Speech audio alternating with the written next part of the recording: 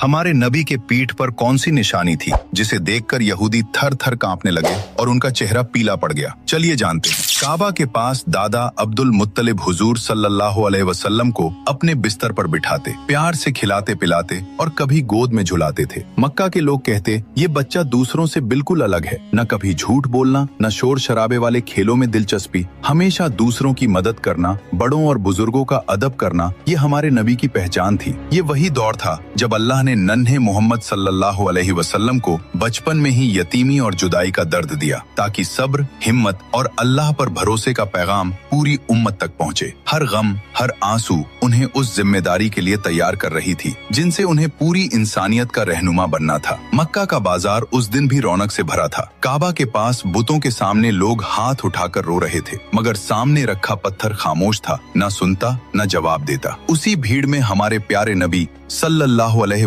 बच्चे उन्हें खेलने के लिए बुला रहे थे, मगर आपकी निगाहें आसमान की तरफ उठी हुई थी, जैसे दिल गवाही दे रहा हो कि ये पत्थर कुछ नहीं कर सकते, अल्लाह ही है जो हर आवाज को सुनता है। उस दिन बाजार में एक यहूदी आलिम भी मौजूद था। उसे तौरात और पुरानी किताबों का बहुत गहरा इल्म था। वो दूर खड़ा ये सब मंजर गौर से देख रहा था। उसके दिल में सवाल उठा, ये बच्चा दूसरों से अलग क्यों है? ये भूतों की तरफ क्यों नहीं देखता? इसकी निगाहें बार बार आसमान की तरफ क्यों उठ जाती हैं? वो धीरे धीरे हमारे नबी के पीछे पीछे चलने लगा। जैसे ही उसकी नजर आपके दोनों कंधों के बीच पड़ी, उसका चेहरा फीका पड़ गया। आपके कंधों के बीच मोहरे नबूवत साफ नजर आ रही थी। यहूदी थर थर कांपने लगा और कांपते हुए कहा, यही वो आखिरी नबी है, यही है वो जिसकी निशानियां हमारी किताबों में सदियों से लिखी है। लेकिन उसी पल उसके दिल में जलन की आग भड़क उठी। उसने सोचा, नबूवत तो हमारी कौम को मिलनी चाहिए थी, ये अरबों का बच्चा कैसे? शाम होते ही वो अपने साथियों के पास पहुंचा, जहां और कई यहूदी आलिम जमा थे।